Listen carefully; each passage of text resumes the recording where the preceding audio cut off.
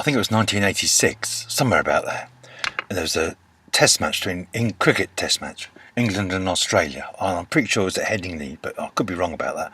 But I'm pretty sure it was in the sort of mid to late 80s. And a streaker had run out onto the field with the cricket, and it was kind of on the TV, although they were quite discreet about what camera they switched to, etc. And Richie Benaud was commentating on the BBC on the cricket match, and the wicketkeeper for Australia rugby tackled the streaker and then handed him over to the police. But he rugby tackled him, and Richie Benaud in his commentary said, "That's the only thing that Rod Marsh has caught today." Because he was the wicketkeeper and he dropped a few catches, And Richie Benaud said that's the only thing that he's caught today. Wow, what a guy. How funny is that? I remember that. And I remember Richie Benaud, and I don't think I've ever been as upset as on hearing news that someone's died, some kind of celebrity. Although I wouldn't really say Richie Benaud was a celebrity, but not in the kind of not very nice terms, He was just a ubiquitous kind of commentator to do with cricket. If it was to do with cricket, you want to hear what Richie Benaud's got to say about it, and how he would say about it as well, because he kind of gave a pace to the game. His pace of his delivery was kind of, I love my cricket. But there you go. So that's it. I was really upset today when sadly he was 84 years old, 16 short of a century, and he's bowled England out a couple of times. People remember him as a cricket commentator, as do I, of course, and my screen's gone blank, and I've got to press the buttons here.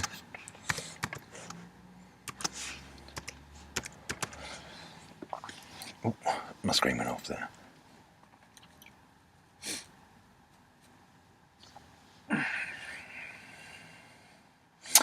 Well, apparently he passed away in his sleep, which it's got to be a good thing to happen, because he's still dreaming from his point of view. I mean, he's not breathing anymore from our point of view, but we live in a relative world. I mean, if you want to just find out how that might affect you, you just got to run around really, really quickly, because your clock will run slower then.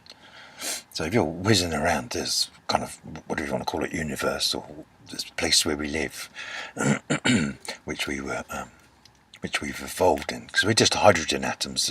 Pretty much everything there is what happens to hydrogen atoms if you give them long enough. I heard Brian Cox say that in one of his interviews before. It was a presentation on TED. It was a TED presentation before the Hadron Collider came online. Because people were quite excited about that, including me, because I like all that. It's interesting, isn't it?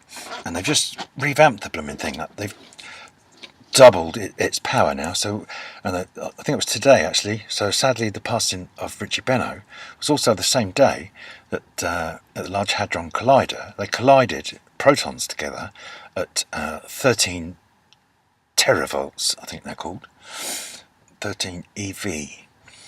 Because there's two of them going in opposite directions at 6.5 EVs, TVs, whatever they're called.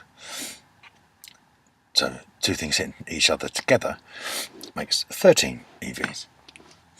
Wow.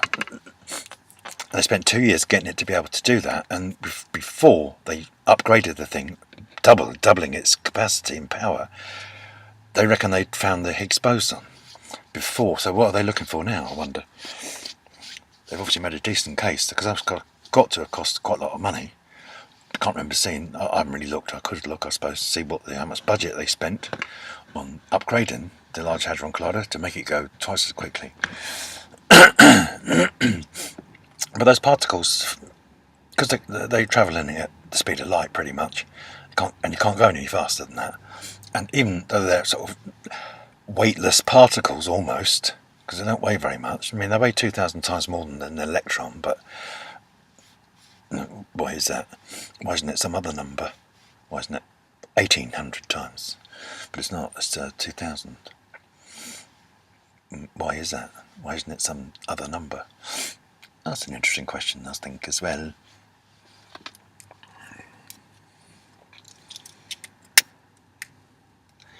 So I'm hoping that Richie Benaud is, well, he is, from his point of view, he's in whatever dream he was dreaming when he passed. He's still in it. He's still in it, because it'll slow right down. As if, I mean, that's the worst kind of car crash I guess you could have, isn't it? Your last sort of 5 seconds, 10 seconds on this conscious extravaganza which we're all on. I think your last minute, depending how fast you're going. Well, if you can't, as you get older, you can't. Well, at least not in my experience, anyway. You can't travel faster. I can't run very fast. I could when I was a kid playing football and stuff, but there you go. Not nowadays. I don't want to run anywhere. Not, and people do it for fun. Fine. I think that's a wholly laudable thing to do. Why not? Why not?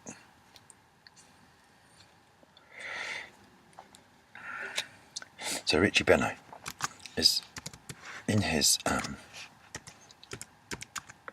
uncertain afterlife. That's where he is now, and I think that's what happens to us. We've all got that to come. We all have an uncertain afterlife ahead of us. Okay, and there's going to come a time when,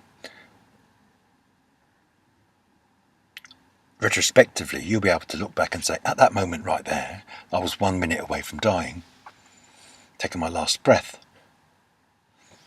That was my last breath, less 1 minute at that point there. So if you're asleep at that time, maybe that minute's worth of dreaming that you do just goes on and on and on and on. At least I hope so, and that's kind of what I'm hoping for. It'd be better if when your sort of lights went out, and you've passed away, you've died, that you could turn into energy. Well, mass is energy anyway, so if we could figure it out how to do that, then we could all do that. I think that's maybe a future of the human race, is to convert our thoughts into some kind of transit mechanism, which is basically a photon of light, and we can zip along in this photon of light at the speed of light and go and have a look round.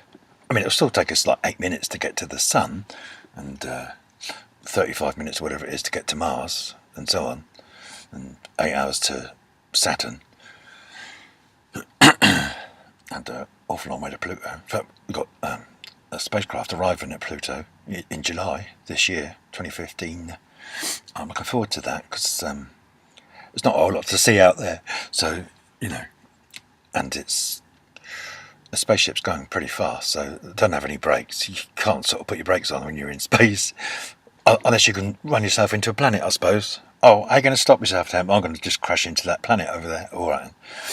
And with Mars and places like that, of course, they use the atmosphere to slow down. So there you go. But because they're going so quickly, time is passing more slowly for them. So that's what you've got to do, I think.